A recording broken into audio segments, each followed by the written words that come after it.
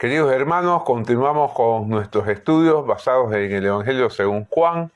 En esta ocasión vamos a estar leyendo en el capítulo 16 los versículos que van del 16 hasta el 24. Juan capítulo 16, vamos a considerar los versículos que van del 16 hasta el versículo 24. Nos dice así la palabra de Dios ahí en Juan capítulo 16, versículos 16 y 24. Espero que cada uno de ustedes pueda estar con su ejemplar de la Biblia o su celular personal, si lo tiene el texto bíblico incorporado ahí, para que me acompañen en la lectura. Dice Juan 16, 16. Todavía un poco y no me veréis, y de nuevo un poco y me veréis, porque yo voy al Padre. Entonces se dijeron algunos de sus discípulos unos a otros: ¿qué es esto que nos dice todavía un poco y no me veréis, y de nuevo un poco y me veréis, y porque yo voy al Padre? Decían pues: ¿qué quiere decir con todavía un poco? No entendemos lo que habla. Jesús conoció que querían preguntarle y les dijo: ¿preguntáis entre vosotros acerca de esto que dije, todavía un poco y no me veréis, y de nuevo un poco y me veréis? De cierto os digo que vosotros lloraréis y lamentaréis, y el mundo se alegrará. Pero, aunque vosotros estéis tristes, vuestra tristeza se convertirá en gozo. La mujer cuando da luz tiene dolor, porque ha llegado su hora. Pero después que ha dado un niño, ya no se acuerda de la angustia por el gozo de que haya nacido un hombre en el mundo.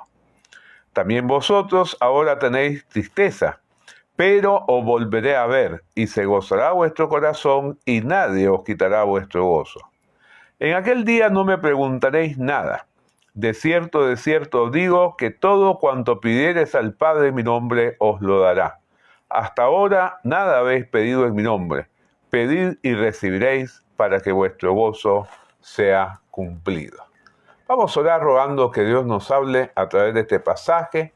Y una vez más vamos a poner a los alumnos de la clase de adultos mayores, a los hermanos de nuestra iglesia, nuestra querida Iglesia Evangélica Bautista Nueva Chicago, en las manos del Señor, pidiendo que Dios haga su obra en cada uno de nosotros. Amado Dios, queremos darte gracias por estar con nosotros y gracias por tu palabra, porque siempre ella nos alimenta espiritualmente. Te rogamos ahora que nos hables a través de este pasaje y te suplicamos que hagas tu obra poderosa en cada uno de los integrantes de la clase de adultos mayores y cada uno de los que participamos de la congregación a la que pertenecemos, nuestra querida Iglesia Evangélica Bautista Nueva Chicago. Te rogamos que nos hables con la claridad con que solamente tú puedes hacerlo, porque te lo pedimos en el nombre del Señor Jesucristo. Amén. Muy bien, queridos hermanos, nos encontramos acá con la despedida de Jesús y sus efectos. Hay dos grandes efectos que provocan estas palabras de despedida del Señor. El primer efecto tiene que ver con la confusión ante el lenguaje enigmático de Jesús. Realmente era difícil para los discípulos, para los apóstoles, interpretar apropiadamente las palabras enigmáticas del Señor Jesucristo. Dice el versículo 16, todavía un poco y no me veréis, y de nuevo un poco y me veréis, porque voy al Padre. La verdad de las cosas es que esto hablaba de dos temporalidades muy difíciles de manejar por los discípulos. Es claro, ahora que nosotros tenemos la visión de conjunto, que el Señor se refería con la primera expresión, todavía un poco y no me veréis, a que no le verían por un tiempo cuando Él tuviera que enfrentar la muerte. Y cuando dice de manera inmediata, y de nuevo un poco y me veréis, porque voy al Padre, se está refiriendo a su resurrección, ascensión y como consecuencia de esto a la llegada del Espíritu Santo, del Espíritu de Jesús. Como hemos dicho en otras oportunidades, se menciona a veces en el libro de los Hechos que realmente garantizaría que se iba a cumplir la promesa del Señor he aquí yo estoy con vosotros todos los días hasta el fin del mundo, que había formado parte de la gran comisión según los últimos versículos del Evangelio según Mateo. Entonces, como era lógico, dicen los versículos 17 y 18, que se dijeron algunos de sus discípulos unos a otros: ¿qué es esto que nos dice? Todavía un poco y no me veréis, y de nuevo un poco y me veréis, y porque yo voy al Padre. Decían pues, ¿qué quiere decir con todavía un poco? No entendemos lo que habla. Evidentemente que ellos reconocen la falta de comprensión que están teniendo de palabras que realmente escapaban a su capacidad de interpretación en ese momento. Pero después de estos versículos que nos hablan de este primer efecto, la confusión ante el lenguaje enigmático de Jesús, tenemos una segunda parte más halagüeña, porque se refiere al gozo permanente que tendrían por el reencuentro con Jesús. En primer lugar, después de superar la tristeza generada por la separación. Dice ahí en los versículos 20 al 22, de cierto digo que vosotros lloraréis y lamentaréis y el mundo se alegrará. Pero aunque vosotros estéis tristes, vuestra tristeza se convertirá en gozo. La mujer cuando da luz tiene dolor porque ha llegado su hora, pero después que ha dado a luz un niño ya no se acuerda de la angustia por el gozo de que haya nacido un hombre en el mundo. También vosotros ahora tenéis tristeza, pero os volveré a ver y se gozará vuestro corazón y nadie os quitará vuestro gozo. Acá lo primero que podemos observar es que la separación del Señor Jesucristo iba a provocar tristeza y lágrimas en los discípulos, mientras el mundo se iba a alegrar. El mundo, acá nuevamente se refiere a la humanidad que le ha dado la espalda a Dios, que vive totalmente en contra de la voluntad de Dios, se alegrará porque realmente a lo largo de toda la historia, aquellos que han dejado que el diablo guíe sus vidas, que ponga en su mente malos pensamientos y en su corazón malos sentimientos, es gente que se molesta ante la presencia de los siervos de Dios. Y en este caso estamos hablando del siervo de los siervos, del Hijo mismo de Dios, hecho hombre para poder lograr el que todos aquellos que creyéramos en Él pudiéramos pertenecer al reino de Dios. Y acá el Señor reconoce que era lógico que el hecho de la separación que se iba a producir entre Él y los discípulos iba a provocar tristeza y lágrimas en los discípulos. Sin embargo, inmediatamente después el Señor va a hacer ver que esa tristeza se iba a convertir en gozo. Fíjense ustedes que dice la segunda parte del versículo 20, pero aunque vosotros estéis tristes, vuestra tristeza se convertirá en gozo. Y entonces, de acuerdo con el versículo 21, el Señor estableció una comparación con lo que acontece con una mujer cuando va a dar a luz. Dice justamente el versículo 21, según la versión popular Dios habla hoy: cuando una mujer va a dar a luz, se aflige porque le ha llegado la hora. Pero después que nace la criatura, se olvida del dolor a causa de la alegría de que haya nacido un hombre en el mundo. Realmente toda madre, por más que le haya costado el parto, imaginémonos que si todavía a veces hay algunos partos complicados en nuestra época, cuanto más cuando el Señor estaba hablando hace 20 y pico de siglos atrás. Realmente era una situación bastante difícil para muchas mujeres que no tenían toda la atención médica que tienen las embarazadas en nuestros días, las prevenciones y todo lo demás. Pero ¿qué pasaba? Que la mujer al dar a luz, ¿no es cierto?, enfrentaba el dolor, enfrentaba una angustia, enfrentaba una situación difícil, de prueba, de aflicción, pero después, cuando veía al niño que había nacido, a su niñito, es el término que se utiliza en el griego, habla de un diminutivo, a su niñito, al bebé, diríamos nosotros, ya no se acuerda de la angustia, dice acá la versión Reina Valera. ¿Por qué? Por el gozo de que haya nacido un hombre en el mundo. O sea, realmente es como decir, valió la pena el esfuerzo, el sacrificio, porque acá tengo mi hijo, ¿no? He podido tener la bendición de dar a luz un niño. Como dice la Nueva Versión Internacional, la mujer que está por dar a luz siente dolores, porque ha llegado su momento. Pero en cuanto nace la criatura, se olvida de su angustia por la alegría de haber traído al mundo un nuevo ser. Es decir, realmente el Señor establece una comparación en este sentido. Dice el versículo 22, también vosotros ahora tenéis tristeza, pero os volveré a ver y se gozará vuestro corazón y nadie os quitará vuestro gozo. Es decir, ustedes van a pasar momentos difíciles y claro que lo vivieron. Cuando sigamos estudiando este evangelio, tal y como lo vemos también en los sinópticos, en Marcos, Mateo y Lucas, realmente los discípulos pasaron momentos muy duros, muy difíciles. La prueba fue intensa sobre ellos cuando el Señor Jesucristo fue arrestado, cuando fue crucificado, mientras no hubo esa serie de apariciones del Señor resucitado, no hubo paz en el corazón de ellos.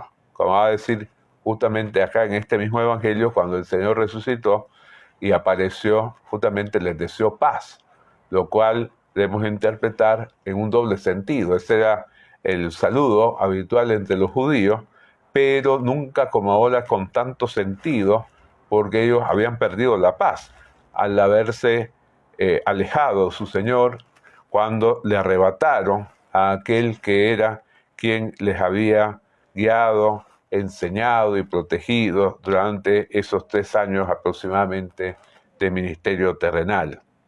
Y acá entonces el Señor garantiza que realmente ahora van a llegar a tener tal gozo que nada ni nadie se los iba a quitar, ¿no? Qué bueno es cuando nosotros pensamos que esto es lo que vivimos nosotros, que ya estamos recibiendo los beneficios de la obra completa del Señor, porque el Señor ya murió, ya resucitó, ya ascendió a los cielos, el Espíritu Santo ya descendió en Pentecostés y está con cada uno de los que somos hijos de Dios para darnos esa alegría, para darnos esa paz vinculada a esa alegría. Como dice en la versión popular, Dios habla hoy, así también ustedes se afligen ahora, pero yo volveré a verlos y entonces su corazón se llenará de alegría, una alegría que nadie les podrá quitar. Yo pienso que esto se puede aplicar a todos los momentos de prueba que enfrentamos como cristianos, ¿no? Al enfrentar problemas de salud, al dolernos por los problemas de salud de nuestros familiares, al tener problemas laborales, económicos, al enfrentar las limitaciones que estamos viviendo ahora por la pandemia, tantas cosas, ¿no?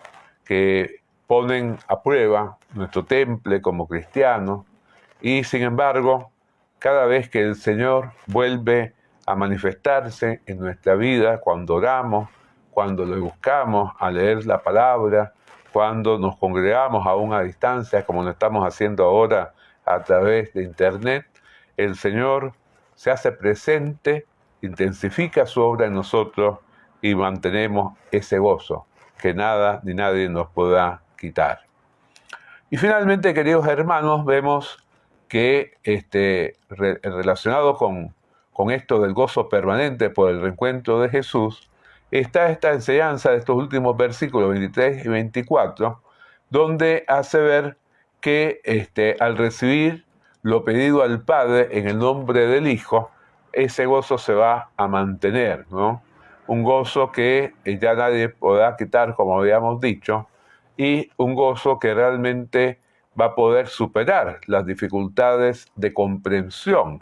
Fíjense ustedes que en el versículo 19, el Señor dice, Jesús conoció que querían preguntarle y les dijo, preguntáis entre vosotros acerca de esto que dije, todavía un poco y no me veréis, y de nuevo un poco y me veréis.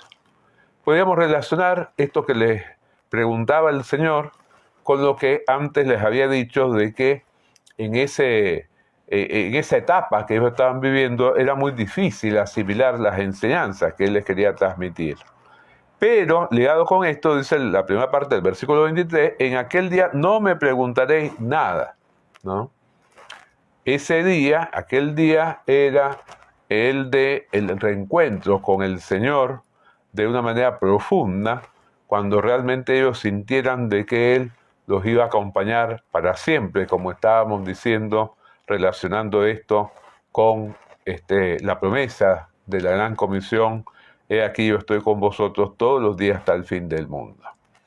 Y entonces decíamos que esta alegría, este gozo permanente por el reencuentro con el Señor está ligado en estos últimos versículos al hecho de que los discípulos pudieran pedir al Padre en el nombre del Hijo, ¿no?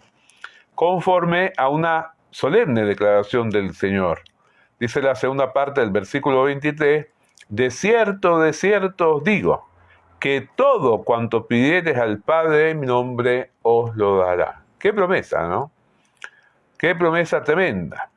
El Señor está indicando acá que Él hace una declaración categórica y firme.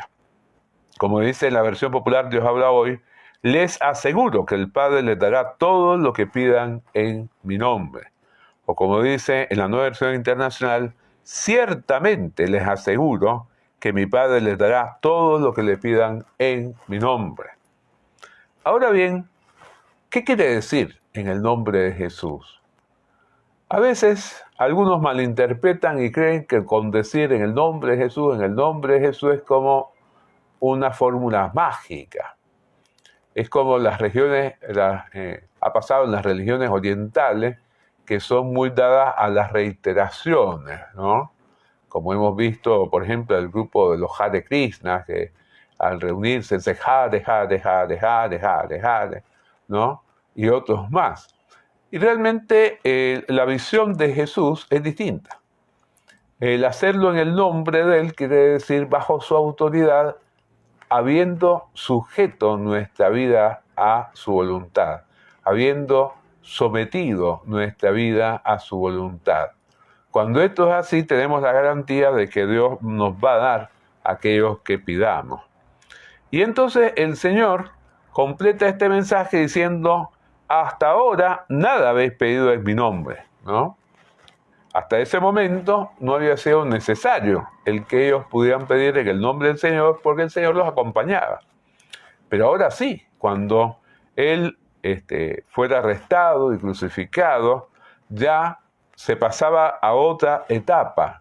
Y entonces por eso dice, pedid y recibiréis para que vuestro gozo sea cumplido. O sea, este es el momento en el cual ustedes tienen que prepararse para una nueva etapa en el cual pidan con fe y al recibir el gozo de ustedes sea perfecto, sea completo, se dé en plenitud. Y qué bueno es que nosotros justos que ya estamos viviendo esta etapa, como decía antes, podemos pedir en el nombre del Señor Jesucristo, sometiéndonos a vivir conforme a su voluntad, y podemos gozarnos al tener comunión con Él a través de la oración y al recibir la respuesta de parte de Dios el Padre de todo lo que pedimos en el nombre de Dios el Hijo, bajo la guía de Dios el Espíritu Santo. Qué bendición es ser hijos de Dios, qué bendición es orar de esta manera y tener esta certeza. Vamos a orar entonces, dando gracias a Dios por todas estas enseñanzas y pidiendo que realmente Él se continúe manifestando en cada una de nuestras vidas, de modo que podamos realmente el tener más lo segundo que lo primero, más que repetir la confusión la falta de comprensión de los discípulos que veíamos en los versículos 16 al 18, vivamos más bien el gozo permanente al que se refieren los versículos 19 al 24. Vamos a tener una oración en este sentido. Amado Dios, queremos darte gracias por estar con nosotros. Gracias por todo lo que nos dices a través de tu palabra. Gracias porque cada una de estas enseñanzas nos alientan a enfrentar este tiempo difícil de pandemia.